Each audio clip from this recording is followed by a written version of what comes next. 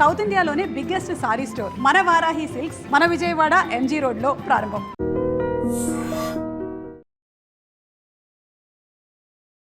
నమస్కారం, welcome to I dream. ధర్మ మార్గం విత్ విజిత కార్యక్రమానికి స్వాగతం.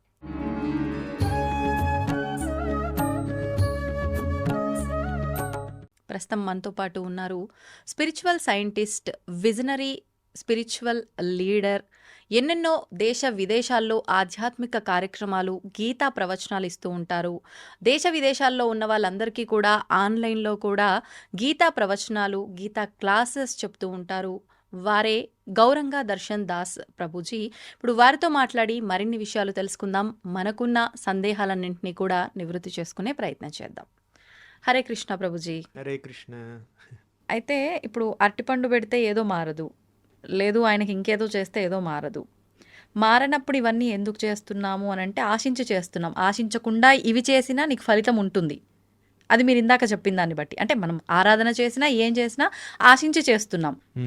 మనం ఆశించిన దానికి అది జరగట్లేదు అని అంటే ఖచ్చితంగా మనం ఇందాక మాట్లాడుకున్న కోపం, ద్వేషం భగవంతుడి పైన కూడా, అక్కడ మనకు ఇందాక అర్జునుడి కోడలు గాక దేవుళ్ళని మార్చితే బాగుండు అని మీరు చెప్పినట్టుగా మనం మార్చేయటము, ఇవన్నీ చూస్తున్నాం. అంటే ఒక పాపపు రాశి అక్కడంతా ఉన్నప్పుడు మనము దాన్ని దృష్టిలో పెట్టుకొని ఈ పూజలు, సరే ఈ పాపం తగ్గాలనో లేకపోతే నాకు పుణ్యం నేను మూట కట్టుకోవాలనో ఇవన్నీ చేస్తున్నాం. ఇవన్నీ కాదు, ఇవన్నీ చేస్తే ఏమీ జరగదు. ఎందుకంటే మన ప్రారంధంలో ఏముందో మనకు తెలియదు కాబట్టి. పోనీ నామం, మీరు అన్నట్లుగా భగవంతుడి నామస్మరణ చేస్తే మరి ఇవన్నీ సాధ్యపడతాయా? ఇంకా నేను ఈ అగరబత్తీలు పెట్టను, నేను ఈ అరటి పండ్లు, ఈ నైవేద్యాలు చేయను, అసలు నేను టెంపుల్కి కూడా వెళ్ళను, నేను ఇక్కడే ఉన్న ఫలంగా ఎక్కడ కూర్చున్నానో అక్కడ నిత్యము నేను స్వామి నామస్మరణ చేసుకుంటా, మరి నాకు సాధ్యపడతాయా ఇవన్నీ అంటే ఏం చెప్తారు? నామస్మరణ ఒక టాపిక్, ఓకేనా, దాని గురించి చెప్తాను. దాని ముందు నేను అగరబత్తి వెలిగించను, నైవేద్యం పెట్టను, గుడికి వెళ్ళను అంటే అలా చేయకుండా నామం చేసినా కూడా మనకి బెనిఫిట్ రావచ్చు. కానీ చేయకుండా ఎందుకు ఉండాలి? చెయ్యకూడదని నేను అనలేదు ఇంతకుముందు. ఒక సద్భావనతో చెయ్యండి, ఒక ఒక భక్తి భావనతో చేయండి, ఒక స్వార్థపూరిత భావనతో కాదు. ఇంకొక మాట అండి, ఇది చేస్తున్నాం కదా, దీపం వెలిగిస్తున్నాం కదా, అగరబత్తి వెలిగిస్తున్నాం కదా, అరటిపండు పెడుతున్నాం కదా, కొబ్బరికాయ కొడుతున్నాం కదా అని చెప్పి పాపాలు చేస్తారు కొంతమంది. అంటే మీరు చేసే ఆ కాస్తో కూస్తో భక్తి యొక్క శక్తి ఆధారంగా మీరు పాపాలు చేశారనుకోండి, అది మహా అపరాధం అవుతుంది. ఓకే, అంటే భక్తిని వాడుకుని వచ్చిన కాస్తో కూస్తో పుణ్యాన్నో స్పిరిచువల్ క్రెడిట్స్నో వాడుకుని పాపాలు చేసామండి, మహా అపరాధం అది. భక్తి ముసుగులో దుర్మార్గాలు అంటారా? ఏదో ఒకటి నాకు దానికి ట్యాగ్ లైన్ మీరు ఇచ్చుకోండి. బట్ ఇదొక, దీన్ని 10 నామాపరాధాలు ఉన్నాయి, అందులో 7వ నామాపరాధం ఇది.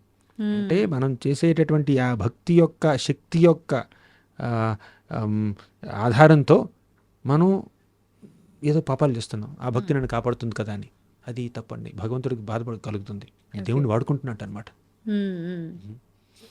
సరే, ఇప్పుడు అసలు విషయం నామాన్ని దగ్గరికి వద్దాం. భక్తి మార్గాన్ని ఆచరించాలి, నైవేద్యం పెట్టండి, గుడికి వెళ్ళండి, కొబ్బరికాయ కొట్టండి, ప్రదక్షిణాలు చేయండి, సాష్టాంగ ప్రణామాలు చేయండి, అన్నీ చేయండి, ఒక భక్తి భావనతో చేయండి. కేవలం భౌతిక సుఖాలని ఆశించి మాత్రమే కాదు. ఓకే, సరే, ఇప్పుడు నామం దగ్గరికి వస్తే హరినామానికి ఎన్నెన్నో మహత్తులు ఉన్నాయండి. మధుర మధురమేతన్ మంగళం మంగళానాం సకల నిగమవల్లీ సత్ఫలం చిత్స్వరూపం సకృదపి పరిగీతం శ్రద్ధయా హేళయావ భృగువర నరమాత్రం తారయేత్ కృష్ణనామ. మధుర మధురమేతన్, మధురమైన వాటన్నింటిలోకి అత్యంత మధురమైనది కృష్ణనామం. మంగళం మంగళానం అంటే మనకి మంగళాల్ని, శుభాల్ని చేకూర్చే అన్ని ప్రక్రియల్లో కృష్ణుడి యొక్క నామజపం అన్నింటికన్నా ఉత్తమమైనది. మంగళం మంగళానం సకల నిగమవల్లి అంటే అన్ని శాస్త్రాల్ని ఒక వల్లి, ఒక క్రీపర్తో పోలిస్తే, ఒక లతతో పోలిస్తే ఆ లతకి పుట్టినటువంటి తీయని పండు శ్రీకృష్ణ నామం. సకృదపి పరిగీతం, ఒక్కసారి మీరు ఉచ్చరించిన నామాన్ని, ఒక్కసారి ఆయన యొక్క నామాల్ని గానం చేసినా కూడా, శ్రద్ధయా హేళయావ, శ్రద్ధతో చేసినా కూడా, ఒక హేళనతో, ఒక నిర్లక్ష్యంతో చేసినా కూడా, తారయేత్ కృష్ణనామ, ఆ కృష్ణనామం మనల్ని తరింపజేస్తుంది, మనకి ఆధ్యాత్మికంగా లాభాన్ని చేకూరుస్తుంది కానీ నష్టాన్ని కాదండి. అది నామం యొక్క మహత్వం. ఇలా శ్రీకృష్ణ నామాన్ని గురించినటువంటి శ్లోకాలు ఎన్నో, కొన్ని వందల కొలది ఉన్నాయి మన శాస్త్రాల్లో. శత్రుచ్ఛేదైక మంత్రం సకలముపనిషద్వాక్య సంపూజ్య మంత్రం సంసారోచ్ఛేద మంత్రం సముచిత తమసః సంఘ నిర్యాణ మంత్రం సర్వైశ్వర్యైక మంత్రం వ్యసన భుజగ సందష్ట సంత్రాణ మంత్రం జిహ్వే శ్రీకృష్ణ మంత్రం జప జప సతతం జన్మ సాఫల్య మంత్రం. శత్రుచ్ఛేదైక మంత్రం, మన శత్రువులందరినీ నశింపజేసే మంత్రం అండి కృష్ణ మంత్రం. అదేమిటండి, భక్తులకు శత్రువులు లేరన్నారు ఇందాక, ఇప్పుడు శత్రుచ్ఛేదైక మంత్రం అంటున్నారు. ఇప్పుడు శత్రువులు అంటే బయట ఉన్న వ్యక్తులు కాదండి, మనలోనే ఉన్న అరిషడ్ వర్గాల శత్రువులు, మనలోనే ఉన్న కామం, క్రోధం, లోభం, మోహం, మదం, మాత్సర్యం మన శత్రువులు. మనలో ఉన్నటువంటి ఈర్ష్య, అసూయ, ద్వేషం, పగ, ఇవి మన శత్రువులు. ఆ శత్రువుల్ని పూర్తిగా నాశనం చేసే మంత్రం కృష్ణ మంత్రం. శత్రుచ్ఛేదైక మంత్రం సకలముపనిషద్వాక్య సంపూజ్య మంత్రం. అంటే అన్ని ఉపనిషత్తులు, అన్ని శాస్త్రాలు ఈ కృష్ణ మంత్రాన్ని పూజిస్తున్నాయండి. అంటే రికమెండ్ చేస్తున్నాయి ఈ మంత్రాన్ని జపించమని. ఓకే. సంసారోచ్ఛేద మంత్రం, ఈ సంసార సాగరాన్ని, ఈ సంసారంలో మనం పడే కష్టాలన్నింటినీ ఛేదించే మంత్రం కృష్ణ మంత్రం. సముచిత తమసః సంఘ నిర్యాణ మంత్రం. అంటే తమస్సు అంటే అజ్ఞానం, అజ్ఞానాంధకారం. మనల్ని అజ్ఞానాంధకారా నుంచి బయటపడేసే మంత్రం అండి ఈ కృష్ణ మంత్రం. కృష్ణ మంత్రాన్ని జపించినంత మాత్రాన, హరే కృష్ణ మహామంత్రాన్ని జపించినంత మాత్రాన మనకి ఆధ్యాత్మిక జ్ఞానం కలుగుతుంది. ఓకే. ఇప్పుడు ధ్రువుడు ఉన్నాడండి, 5 ఏళ్ల వయసులో ఓం నమో భగవతే వాసుదేవాయ అని 6 నెలల పాటు జపించాడు. ఫిలాసఫీ చదవలేదు, గురుకులానికి వెళ్ళలేదు, వేదాధ్యయనం చేయలేదు, పూజలు పునస్కారాలు ఏమీ తెలియదు పిల్లవాడికి, 5 ఏళ్ల బాలుడు. కానీ ఒకటే చేశాడు, వాసుదేవ మంత్రాన్ని జపించాడు అంతే, 6 మాసాల పాటు అంతే. భగవంతుడి సాక్షాత్కారం కలిగింది. ఇక వాసుదేవుణ్ణి కీర్తించాలనుకున్నాడు, స్తుతించాలనుకున్నాడు ధ్రువుడు. కానీ పరిజ్ఞానం లేదు, మంత్రం తప్ప ఇంకేం తెలియదు.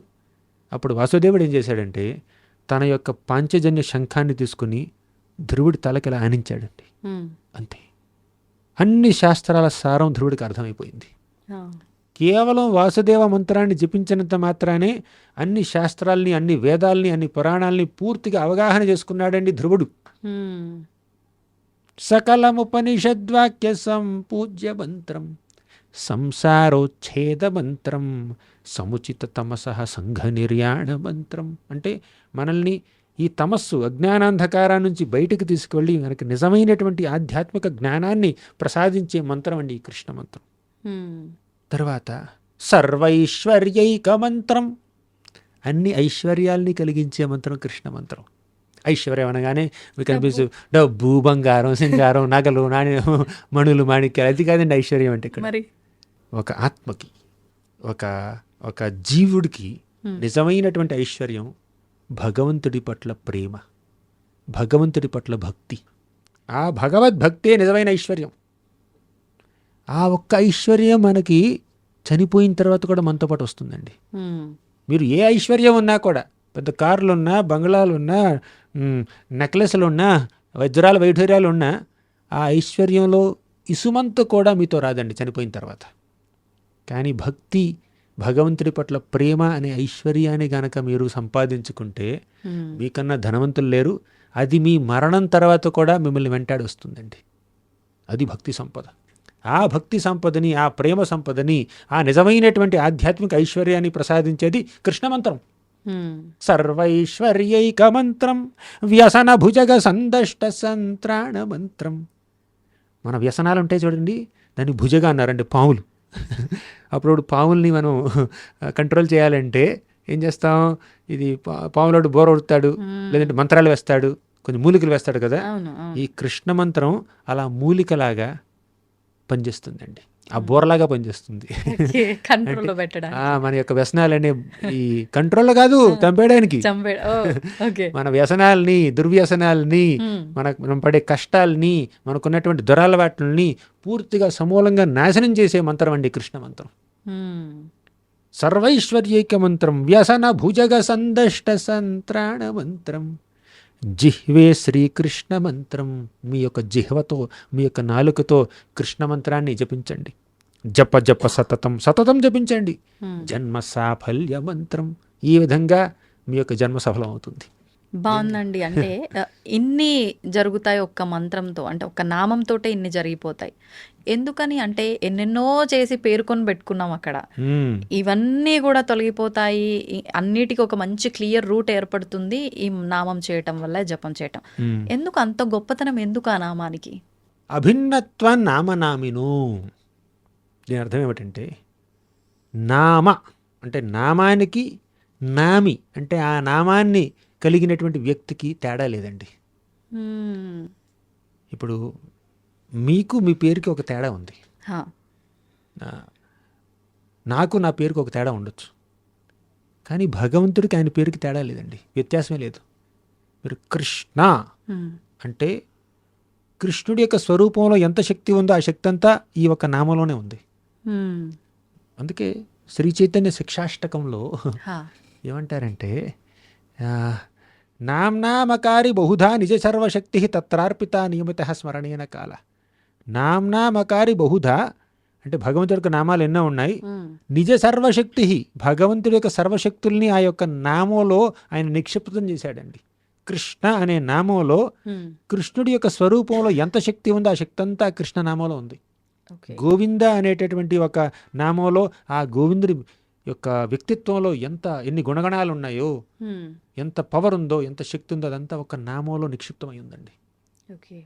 అందుకే ఆ నామాన్ని గురువు దగ్గర నుంచి, నామాలు కలిగినటువంటి ఒక మంత్రాన్ని గురువు దగ్గర నుంచి స్వీకరిస్తే, ఆ స్వీకరించినటువంటి ఆ మంత్రాన్ని, నామాన్ని జపిస్తే అప్పుడు మనం భగవంతుడి దగ్గర అవుతాం.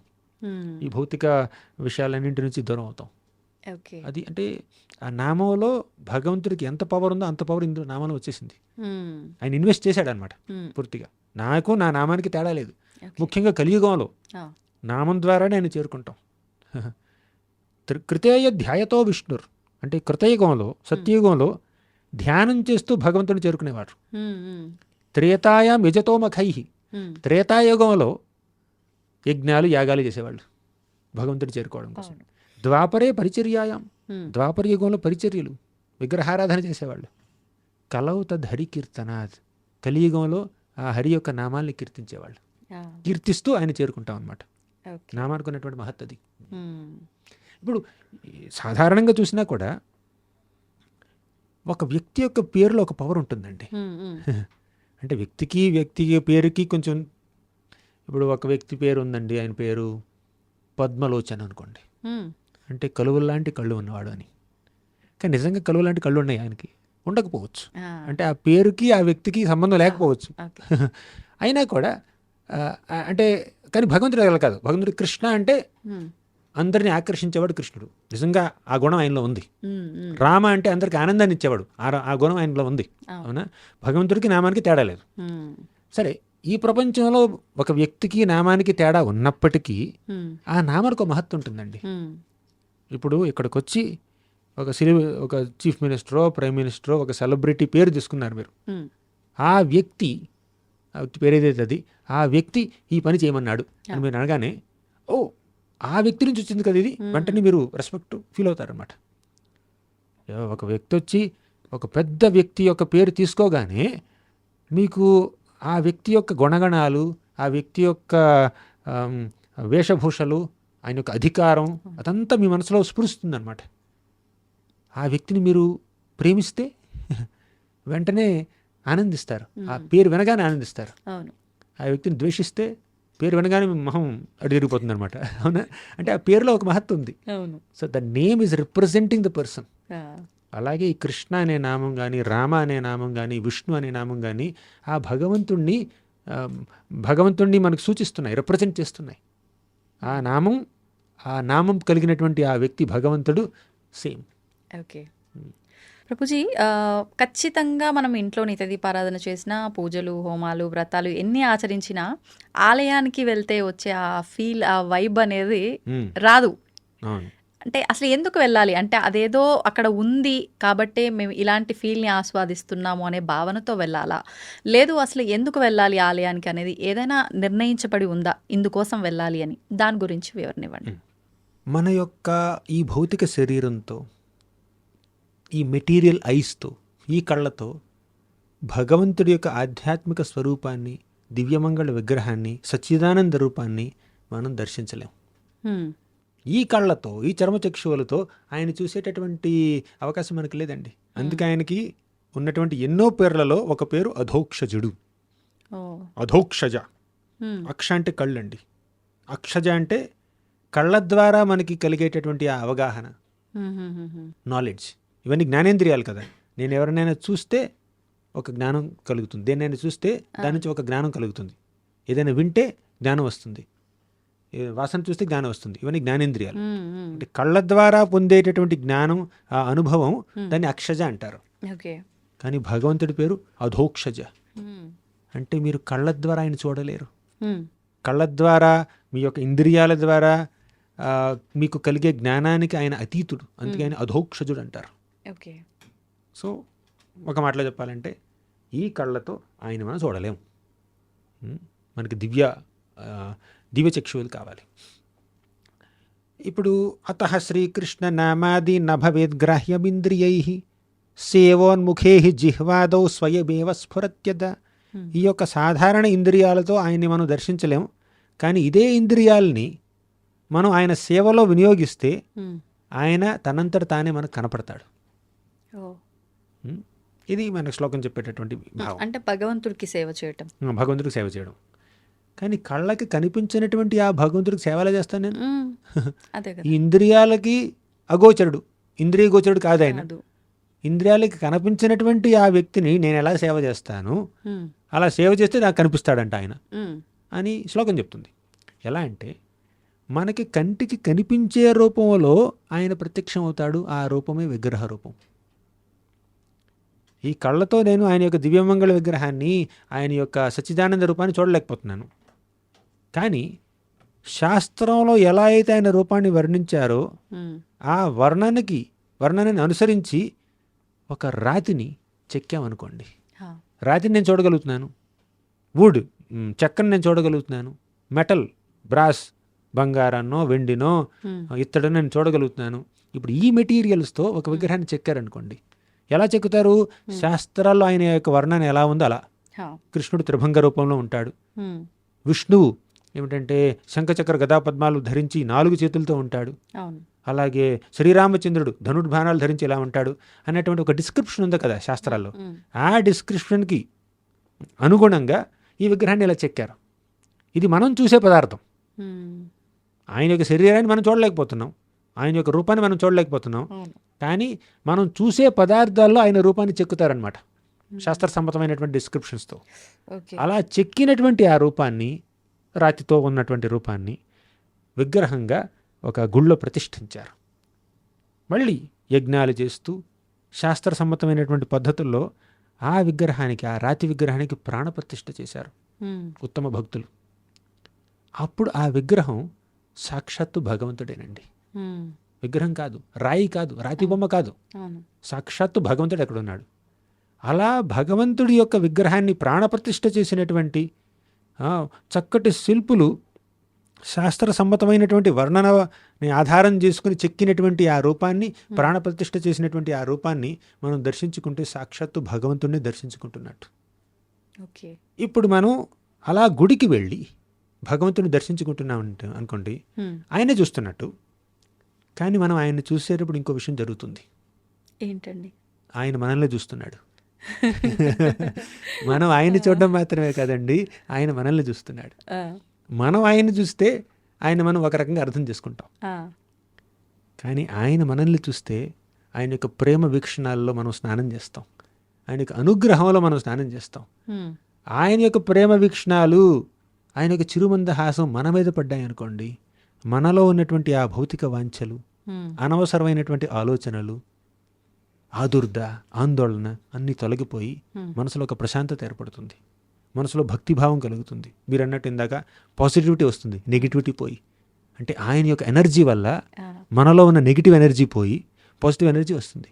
అందుకే గుడికి వెళ్ళినప్పుడు విగ్రహం ముందు కొంత సమయం ఉండండి, గుడి ప్రాంగణంలో కూర్చోండి. ఎందుకంటే అక్కడ ప్రాణప్రతిష్ఠ చేశారు, అది భగవంతుడి యొక్క నిలయం, భగవంతుడి యొక్క భగవంతుడి యొక్క ఇల్లు, అది ఆయన గృహం కాబట్టి ఆయన యొక్క ప్రభావం ఆ ఆలయ ప్రాంగణం మొత్తంలో ఉంటుందండి. ఆ ఆరాలో ఎంతో మహత్తు నిండినటువంటి, ఎంతో శక్తి నిండినటువంటి ఆ ప్రాంగణంలో మీరు కూర్చుంటే మీ మనసులో ఉన్నటువంటి అపవిత్రత పోయి మీరు పవిత్రులవుతారు. ఎలా తెలుస్తుంది ప్రభుజీ? అంటే మనం ఆయనను చూస్తున్నాం, అది మన క్లారిటీ ఉంది, ఆయన చూపు మన మీద ఉంది అని. దాంట్లో నమ్మకం ఉండాలి. క్లారిటీ ఉందన్నారు. క్లారిటీ ఎక్కడి నుంచి వస్తుందండి? ఒక ఫెయిత్, ఒక నమ్మకం నుంచి వస్తుంది, విశ్వాసం నుంచి వస్తుంది. ఇప్పుడు ఆయన భగవంతుడని నమ్మినప్పుడు మీరు ఆయన చూస్తున్నారు, ఆయన మీరు చూస్తున్నాడని ఎందుకు నమ్మట్లేదండి? మీరు పెట్టేటటువంటి ఆ నైవేద్యం ఆయన తింటున్నాడని నమ్మాలి. అవును. ఒక స్టోరీ చెప్తాను వినండి. ఈ సందర్భంలో ఒకసారి ఒక గురువు గారు పిల్లలందరికీ పాఠం చెప్తున్నాడు. భగవద్గీతలో శ్లోకాలు చెప్తున్నాడు అనమాట. ఏమని? పత్రం పుష్పం ఫలం తోయం యో మే భక్త్యా ప్రయచ్చతి తదహం భక్త్యుపహృతం అశ్నామి ప్రయతాత్మనః. అంటే పత్రమైన అంటే ఆకు, పుష్పమైన పువ్వు, ఫలం పండు, తోయం నీరు, ఈ నాలుగింట్లో ఏదైనా, ఈ నాలుగే కాదు ఇంకా ఏదైనా కూడా ఒక భక్తితో భగవంతుడికి సమర్పిస్తే ఆయన స్వీకరిస్తాడు. అది శ్లోకం యొక్క అర్థం. ఈ శ్లోకాన్ని మన గురువు గారు పిల్లలందరికీ చెప్పాడు. ఒక పిల్లాడు అడిగాడు, లేచి నిలబడ్డాడు, మీరు ఏదైనా భక్తితో భగవంతుడికి నివేదన చేస్తే ఆయన స్వీకరిస్తాడు అని శ్లోకం చెప్తున్నారు. మీరు ప్రతిరోజు మీరు భగవంతుడికి నైవేద్యం పెడుతున్నారు, కానీ ఆయన ఒక్క మెతుకు కూడా తినట్లేదు. అంతే కదా? దేవుడి దగ్గర నైవేద్యం పెడతారు, పండో లేదో పెడతారు, గంట కొడతారు, మంత్రం చదువుతారు, ఆయన ముందు ఒక 10 నిమిషాలు ఉంచుతారు, మళ్ళీ తీసుకుని మనమే తినేస్తాం అనమాట. ఒక్క మెతుకు కూడా తగ్గదు. 4 లడ్డూలు దేవుడికి నివేదన చేస్తే 4 లడ్డూలు యాజ్ ఇట్ ఈస్గా ఉంటాయి. ఒక బూందీ, ఒక చిన్న ఇది కూడా తగ్గదు అనమాట. అప్పుడు పిల్లాడు అన్నాడు, ఆయన నిజంగా స్వీకరిస్తే ప్లేట్ ఖాళీ అవ్వాలి కదా, ప్లేట్లో పెట్టిన ఫుడ్ అలాగే ఉంది. ఇంకా చెప్పాలంటే వేడి ఫుడ్ పెడుతున్నారు, అది చల్లబడి బయటకు వస్తుంది. అంతకు మించి తేడా కనిపించట్లేదు నాకు. అంటే మీరు పెట్టినటువంటి క్వాంటిటీలో అలాగే ఉంది, తగ్గట్లేదు.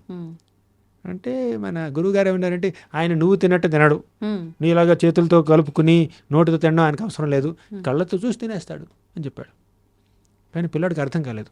తింటే ప్లేట్ ఖాళీ అవ్వాలి, అది మా తల్లిగారు నాకు ఫుడ్ పెడితే నేను ప్లేట్ ఖాళీ చేయాలన్నమాట, అప్పుడే నేను తిన్నట్టు. పొట్ట నిండాలి, ప్లేట్ ఖాళీ అవ్వాలి, కానీ అది జరగట్లేదు. అంటే గురుగారు ఏమన్నారంటే, క్లాస్ అయిపోయింది అన్నారు. క్లాస్ అయిపోయింది, రేపు రండి మాట్లాడుకుందాం అన్నాడు. రేపటికల్లా ఈ శ్లోకం కంఠస్థం చేసి రండి అని చెప్పాడు. హోంవర్క్ ఇచ్చేసాడు అనమాట. పిల్లలందరూ ఇంటికి వెళ్ళారు. నెక్స్ట్ రోజు వచ్చారనమాట. అడిగాడు మన గురువుగారు ఏమన్నారంటే, పిల్లలందరూ నేర్చుకున్నారా శ్లోకం అంటే? అందరూ లేచి నిలబడి చెప్పారనమాట. ఈ పిల్లాడు వంతు వచ్చింది. పిల్లాడిని అడిగారు, నువ్వు శ్లోకం నేర్చుకున్నావు అని అడిగారు. చెప్పాడు పిల్లాడు, తెలివైనవాడు, మంచి జ్ఞాపక శక్తి ఉన్న పిల్లాడు. వెంటనే లేచి పత్రం పుష్పం ఫలం తోయం యోమే భక్త్యా ప్రయచ్చతి తదహం భక్త్యుపహృతం అశ్నామి ప్రయతాత్మనః అని గుక్క తిప్పుకోకుండా చాలా కాన్ఫిడెన్స్గా చెప్పేశాడనమాట. అప్పుడు గురుగారు ఏమన్నారంటే, ఈ శ్లోకం నువ్వు ఎక్కడ నేర్చుకున్నావు అన్నారు. నేను చెప్పారు కదా మీరు అన్నారు. సరే ఎలా ప్రాక్టీస్ చేసావు అంటే, పుస్తకం చూశాను, నా దగ్గర భగవద్గీత ఉంది, భగవద్గీత చూశాను, చూసి చాలాసార్లు చదివాను, మీరు చెప్పిన ట్యూన్లో చూసి చాలాసార్లు చదివాను, చూడకుండా కొన్నిసార్లు చదివాను, మళ్ళీ చూసి చదివాను, మళ్ళీ చూడకుండా చదివాను, అలా కొన్నిసార్లు చదివితే పూర్తిగా నా మెమరీలోకి వెళ్ళిపోయింది అని చెప్పాడు. ఆహా, శ్లోకం నీ మెమరీలోకి వెళ్ళిపోయిందా అంటే, వెళ్ళిపోయింది అన్నాడు. చూడకుండా చెప్పాను కదా అన్నాడు. సరే, శ్లోకం నీ మెమరీలోకి వెళ్ళిపోయింది, పుస్తకంలో నుంచి మాయమైందా అంటే, పిల్లడు లేదే, పుస్తకం ఓపెన్ చేసి చూపించాడు. ఇప్పుడు ఈ శ్లోకం పుస్తకంలోనే ఉంది, నీ మైండ్లోనే ఉంది, నీ జ్ఞాపకంలోనే ఉంది. అలాగే భగవంతుడికి నువ్వు పెట్టే నైవేద్యం ఆయన పొట్టలోనూ ఉంటుంది, నీ ప్లేట్లోనూ ఉంటుంది. అంటే ఆయన తినడం నువ్వు నేను తిన్నట్టు చేతులతో కలుపుకుని నోటితో నవ్వులి మింగి అలా తినాల్సిన అవసరం లేదు. ఆయన స్పిరిచువల్గా తింటాడు, మెటీరియల్గా తినడు. కళ్ళకి కనిపించే విధంగా తినాల్సిన అవసరం లేదండి. కళ్ళకి కనిపించకుండానే మీరు పెట్టిన నైవేద్యం అంతా పూర్తిగా అవరావరమని తినేస్తాడు. అది మీ కళ్ళకి కనిపించకపోవచ్చు, కానీ తింటున్నాడన్న విశ్వాసం మనకు ఉండాలి.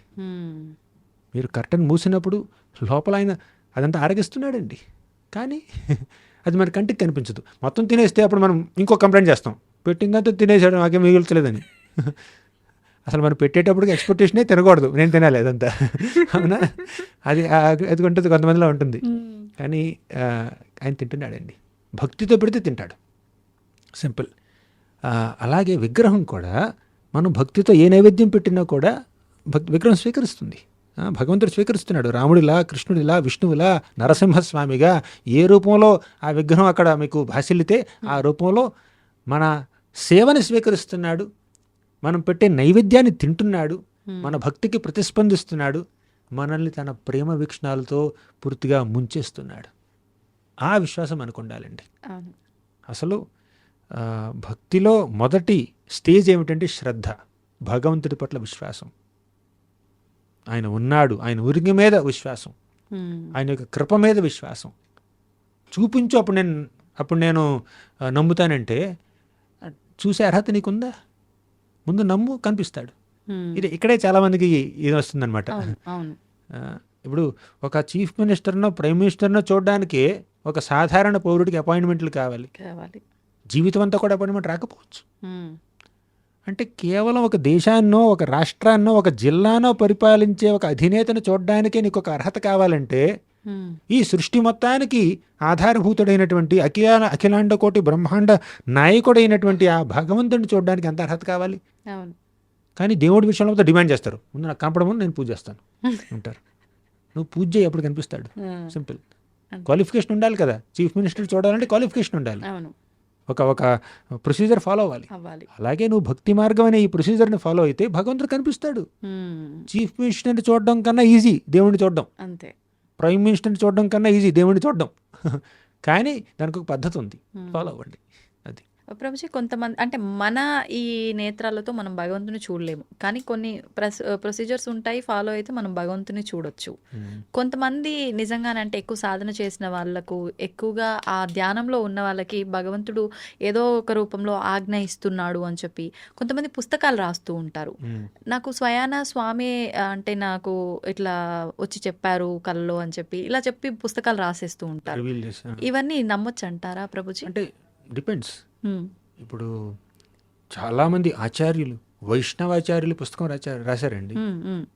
ఇప్పుడు వ్యాస భగవానుడు శ్రీమద్ భాగవతాన్ని రచించాడు. ఆయన గురువు గారు అయినటువంటి నారదముని వ్యాసుడికి చెప్పినటువంటి భాగవతం చిన్నది, కానీ వ్యాసుడు రాసినటువంటి భాగవతం 18,000 శ్లోకాలు ఉన్నాయి.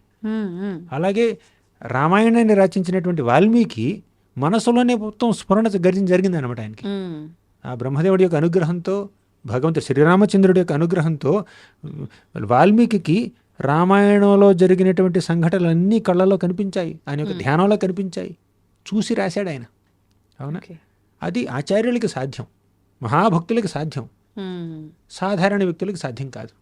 సాధారణ వ్యక్తులకి అది ఊహాగమనం కావచ్చు, వాళ్ళు ఊహించి రాయొచ్చు. కానీ మహాభక్తులైతే భగవంతుడిచ్చినటువంటి ప్రేరణతో, స్ఫూర్తితో రాస్తున్నారు వాళ్ళు. అంటే వీళ్ళంతా కూడా ఒక పర్పస్తో స్వామియే ఆయన లీల ఇలా పుట్టించారు, వాళ్ళతో ఇలా చేయించారు, పర్పస్ తోటే వాళ్ళని భూమిపైకి తీసుకొచ్చారు అనుకోవచ్చు అంటారా ప్రభుజీ? ఎవరి గురించి మాట్లాడుతున్నారు? ఇప్పుడు ఎవరైతే కొంతమంది ఇలా భగవంతుడు వాళ్ళు ఒక ప్రేరణ కల్పించి రాశారు, చేశారు, ఇలా మాట్లాడుతూ ఉంటామో ఇప్పటికీ మనం వింటూ ఉన్నాం కొన్ని. అటువంటి వారిని స్వామియే ఆ కారణంతోటే సృష్టించారు అనుకోవచ్చు అంటారా? అది పాసిబిలిటీ, అది జరగచ్చు. కానీ అది నిజమా కాదా అని తెలుసుకోవాలి అంటే వారి యొక్క ప్రవర్తన చూడాలి, వారి యొక్క జీవన శైలి చూడాలి, వారి యొక్క జీవన ధ్యేయాన్ని చూడాలి, వారి జీవితంలో వారు ఏమేం చేశారో చూడాలి. ఇప్పుడు రామానుజాచార్యులు వారు ఉన్నారు, ఎన్నెన్నో విగ్రహాలని ప్రతిష్ఠించి ఎంతెంతో భక్తి మార్గాన్ని ప్రచారం చేశారు. ఆయన యొక్క శిష్యుల్ని చూడాలి. ఇప్పుడు రామానుజాచార్యులు ఆచార్యులు అన్న విషయానికి నిరూపణ ఎక్కడ కావాలంటే అక్కడ దొరుకుతుంది మీకు. అంటే ఆయన జీవితం పూర్తిగా భగవంతుడి యొక్క సేవకే అంకితం అన్న విషయం చాలా తేటతెల్లంగా తెలిసిపోతుంది అనమాట. కానీ సాధారణ వ్యక్తులు ఏదో పుస్తకం రాయొచ్చు, ఏదో పోయం రాయొచ్చు, పాట రాయొచ్చు, కానీ వారి జీవన శైలిలో భక్తి కనిపిస్తుందా మీకు? కనిపిస్తే సరే, వారు దేవుడి ప్రేరణ పొందారు, భగవంతుడే వారిని ఎంపవర్ చేసి అనుకోవచ్చు. కానీ అటువంటి ప్రేరణ కనిపించలేదు అనుకోండి, అటువంటి జీవనశైలి లేదనుకోండి. కొంతమంది ఉంటారండి, సినిమా పాటలు రాస్తుంటారు. ఒక సినిమాకేమో భక్తి గీతం రాస్తారు, వేరే సినిమాకి అదే రచయిత ఇంకేదో గీతం రాయొచ్చు, ప్రేమ గీతం రాయొచ్చు, ఇంకేదో లేదంటే పిచ్చి గీతం రాయొచ్చు. అవునా? అంటే ఇది కేవలం కవిత్వం మాత్రమే, భక్తి లేదు. కానీ మహాభక్తులు కనుక భగవంతుడి గురించి వర్ణిస్తే ఆ వర్ణన కేవలం కవిత్వం కాదండి, అది వారికి భగవంతుడి పట్ల ఉన్నటువంటి ప్రేమను వ్యక్తం చేస్తున్నారు వాళ్ళు. జగదేవ గోస్వామి గీత గోవిందం రచించారు. గీత గోవిందం, దశావతార స్తోత్రం, ఇవన్నీ రచించారనమాట. సాక్షాత్తు జగన్నాథ స్వామి ఆ గీత గోవిందాన్ని, దశావతార స్తోత్రాన్ని వినడానికి ఎంతో ఉవ్విళ్ళూరిపోయేవాడు. ఒకసారి ఈ మన జగదేవ గోస్వామి ఒక బట్టలు నేస్తారు చూడండి, వాళ్ళ దగ్గరికి వెళ్ళాడు.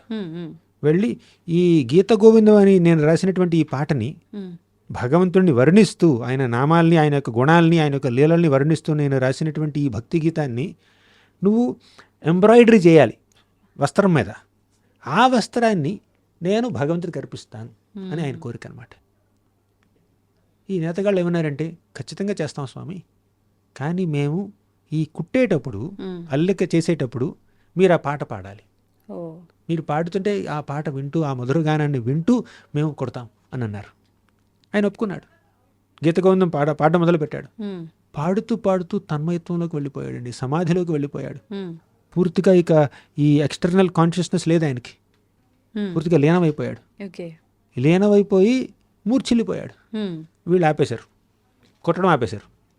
అంటే పాట వినట్లే కదా. వెంటనే అక్కడ ఒక వ్యక్తి వచ్చాడు. వ్యక్తి వచ్చి, నేను ఈ జయదేవ్ గోస్వామి తమ్ముడిని, నేను పాడతాను, మీరు కంటిన్యూ చేయండి కొట్టడం అన్నాడు. ఆయన పాడాడు, కొట్టడం పూర్తయింది. ఆ వచ్చిన వ్యక్తి వెళ్ళిపోయాడు. ఇంతలో జయదేవ్ గోస్వామి తేరుకుని, సారీ, నేను తన్మయత్వంలోకి వెళ్ళిపోయాను, నేను కొట్టడం ఎంతవరకు వచ్చిందంటే, అయిపోయింది, మీ తమ్ముడు వచ్చి పాడేశాడు. తమ్ముడా? నాకు తమ్ముడే లేడే, ఎలా ఉన్నాడు ఆ వ్యక్తి అంటే వీళ్ళు వర్ణించారు. ఆహా, సాక్షాత్తు శ్రీ జగన్నాథ స్వామి స్వయంగా వచ్చి నేను రాసినటువంటి పాటని ఆయన నోటితో పాడి ఆయనే కుట్టించుకున్నాడు ఆయన వస్త్రాన్ని అని అన్నాడు. అంటే అటువంటి భక్తులు ఉన్నారండి. ఎవరైనా భక్తులు భక్తి గీతాన్ని రాస్తే చాలామంది భక్తులు ఉన్నారు.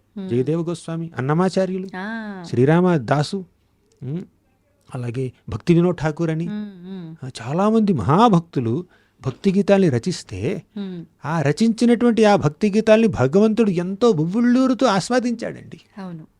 వారు రచించినటువంటి పుస్తకాలని కానీ పాటల్ని కానీ భగవంతుడు ఆమోదిస్తున్నాడు, ఆనందిస్తున్నాడు. పైగా వారి యొక్క జీవన శైలిలో వారి యొక్క భక్తి ప్రపత్తులు కనిపిస్తున్నాయి. కానీ అటువంటి భక్తి ప్రపత్తులు కనిపించకుండా ఏదో సీరియల్కో సినిమాకో ఒక భక్తి గీతాన్ని రాస్తారు, తర్వాత ఇంకా వేరేదో పనులు చేస్తారు, వేరే పాటలు రాస్తూ ఉంటారు. అంటే ఇది ఈ పాట ఆ పాట ఇదే కాలం నుంచి వచ్చింది. వారి యొక్క జీవనశైలి ఇంకో రకంగా ఉంది. వారు భగవంతుడి ప్రేరణ అని మనం అనుకోలేం కదా, కమర్షియల్గా చేస్తున్నారు. అవునా? అంటే కాస్త కూస్త మంచి పని చేశారు కాబట్టి మనం అభినందిస్తాం, కానీ వారిని ఆచార్యులుగా స్వీకరించలేమండి, వారిని అథారిటీగా స్వీకరించలేం. ఆ విచక్షణ మనకు ఉండాలి. ప్రభుజీ, సాధారణంగా ఆలయాలకు వెళ్తూనే ఉంటాము, క్షేత్రాలకు వెళ్తూనే ఉంటాము. కానీ కొన్నిసార్లు వెళ్ళి స్వామిని ఒకసారి అట్లా చూసినప్పుడు తెలియకుండానే కొన్ని భావోద్వేగాలకు లోనైపోతుంటాం. కొంతమంది ఏడ్ చేస్తుంటారు, కొంతమంది కామ్ అయిపోతూ ఉంటారు, కొంతమంది అదే పనిగా గట్టిగా నామస్మరణ చేస్తూ ఉంటారు. ఎందుకని అంటే ఎప్పుడూ వెళ్తూనే ఉంటాము, కొన్నిసార్లు తెలియని అనుభూతి ఎందుకు కలుగుతుందంటారు? అది ఆ సమయంలో వారికి భగవంతుడితో ఒక ప్రత్యేకమైనటువంటి ఒక కనెక్షన్ ఏర్పడిందండి. కొన్నిసార్లు మీకు గూస్ బంప్స్ వస్తూ ఉంటాయి. ఆ క్షణంలో మాత్రం ఒళ్ళు గగుర్చిపడుకుంటుంది. ఒక వ్యక్తి మీద ఒక ప్రత్యేకమైనటువంటి ప్రేమ కలగొచ్చు, అభిమానం కలగొచ్చు. ప్రతినిత్యం తల్లి బిడ్డను చూస్తుండొచ్చు, కానీ కొన్ని సందర్భాల్లో బిడ్డను చూడగానే తల్లి కళ్ళలో నీళ్లు కారుతాయి. బిడ్డ ఏదైనా సాధించి రావచ్చు, లేదంటే ఏమైనా దెబ్బ తగిలి ఉండొచ్చు, ఇంకేదైనా కష్టాల్లోనూ మహాసుఖంలోనూ ఉండుండొచ్చు. అది చూసి తల్లి కళ్ళల్లో ఆనంద బాష్పాలు కలగొచ్చు, లేదంటే ఏదైనా బాధతో కన్నీళ్ళు కావచ్చు. ఆ కన్నీళ్ళు ప్రతినిత్యం కనిపించవు.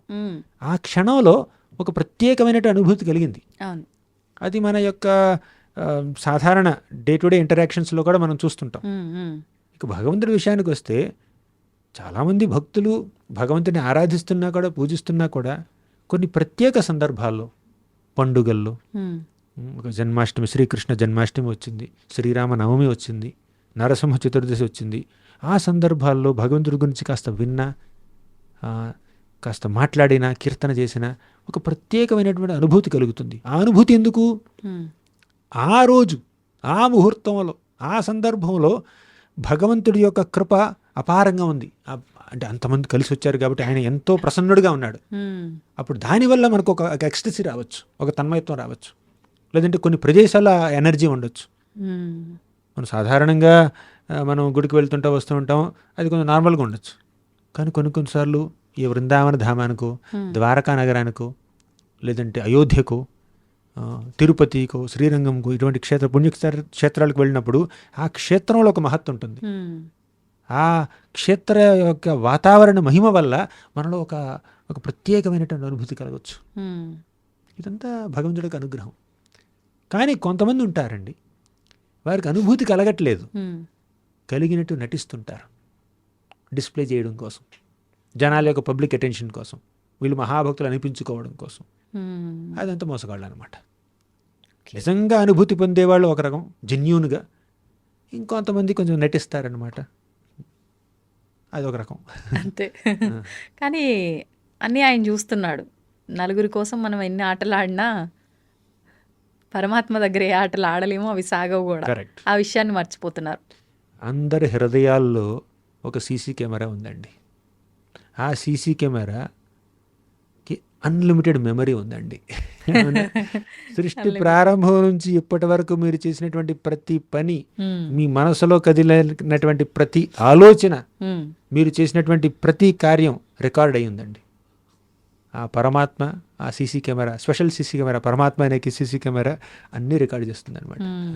ఫుల్ హెచ్డి క్వాలిటీ విజువల్స్ అన్నీ రికార్డ్ అయ్యండి అనమాట. మనం ఆయన్ని నుంచి తప్పించుకోలేం. అంతే, ఇది ప్రతి ఒక్కరు గుర్తుపెట్టుకోవాల్సిందే. చాలా సంతోషం ప్రభుజీ, చాలా మంచి విషయాలు, చాలా చక్కటి వివరణ ఇచ్చారు. నిజంగా చాలా సంతోషంగా ఉంది మీతో ఇంతసేపు మాట్లాడినందుకు, ఇన్ని విషయాలు మీ ద్వారా నేను తెలుసుకున్నందుకు. మీరు మంచి ప్రశ్నలు అడిగారు. మీరు అడిగిన ప్రశ్నకి నేను సమాధానం ఇస్తే ఆ సమాధానం ఆధారంతో ఇంకా మంచి క్వశ్చన్స్ అడుగుతున్నారు. సో మీరు ఎక్స్ట్రాక్ట్ చేశారనమాట ఇవన్నీ. ధన్యవాదాలు Prabhuji. Hare Krishna. And for more videos, Please subscribe to iDream. Please subscribe to iDream. Please subscribe iDreams. And please subscribe to iDream. For more videos, subscribe to iDream. please like, share, and subscribe to the channel. Congratulations, iDream. Subscribe to iDream. Subscribe to iDream. So subscribe to iDream Media. iDream ki iDream team andarki huge congratulations. Please subscribe iDream Media. Please subscribe to iDream. Subscribe iDream. Please subscribe to iDream. iDream అంటే నా కళల ఛానల్ను subscribe చేసుకున్న నోరు తిరుగుతలేదు, మీరైతే గంట గుర్తు కొట్టండి. For more such videos, please subscribe to iDream. Subscribe to iDream. Please subscribe to iDream. Please subscribe iDream Media. Please do subscribe to iDream. Please subscribe to iDream Media. For best entertainment and information, please subscribe iDream. And don't forget to subscribe to iDream.